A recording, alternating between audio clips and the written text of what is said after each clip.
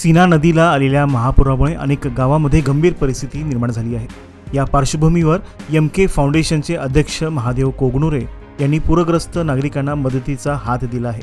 समाजसेवक महादेव कोगनुरे यांनी स्वतः नदीकाठच्या विविध गावांना भेटी देऊन पूरग्रस्तांची विचारपूस केली, तर काही ठिकाणी थेट पोचता न आल्याने आपल्या कार्यकर्त्यांच्या माध्यमातून मदत कार्य पोहोचवले। या उपक्रमामुळे नागरिकांना दिलासा मिळाला असून कठीण प्रसंगात आधाराचा हात मिळाल्याची भावना त्यांनी व्यक्त केली। या मदतीत फराळाचे पदार्थ, फळे, खाण्याच्या वस्तू तसेच चादरी पूरग्रस्त कुटुंबांना वितरित करण्यात आल्या। यामुळे अनेक कुटुंबांना तातडीचा दिलासा मिळाला आहे। पूरग्रस्तांना धीर देताना महादेव कोगनुरे यांनी सांगितले की ही आपत्ती सर्वांची आहे, प्रत्येकाने आपल्या परीने मदतीचा हात पुढे करून पूरग्रस्तांना आधार द्यावा असे आवाहन त्यांनी केले।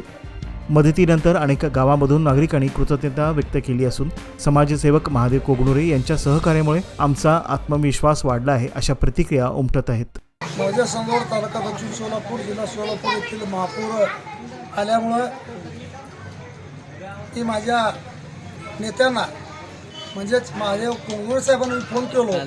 फोनवर म्हटलो, साहेब आपल्या गावामध्ये अतिवृष्टी आलेली आहे, नवरात्र आहे, गेल्या 10 ते 12 दिवसापासून पूल औरात ते संगोरचा रस्ता बंद असल्यामुळं, गावातील पाऊस सारखा चालू असल्यामुळं गावातल्या महिलांना काम नाही आहे, नवरात्र चालू आहे, ते उपाशी आहेत। त्यामुळे आपण आपल्या फाउंडेशनकडं किंवा आपल्या वैयक्तिक आपल्याकडनं मदत करावं अशी विनंती केल्यानंतर त्वरित माननीय महादेव कोगनुरे साहेबांनी लगेच आमच्या जवळ इथल्या अष्टके मामांना फोन केले आणि 5,000 ते 7-8-9 हजारपर्यंत जे काही गावातील लोकांना साहित्य लागेल, किराणा सामान लागेल, जे नवरात्राचं उपवासाचं असेल, साबुदाणा असेल, तेल असेल, हे काही काय असे ना जे काही लागेल ते तरी तुम्ही घेऊन जावं म्हणून आता त्याच दुकानापुढं मी सर्व मटेरियल घेऊन तुमच्यापुढं सांगू लागलो आहे।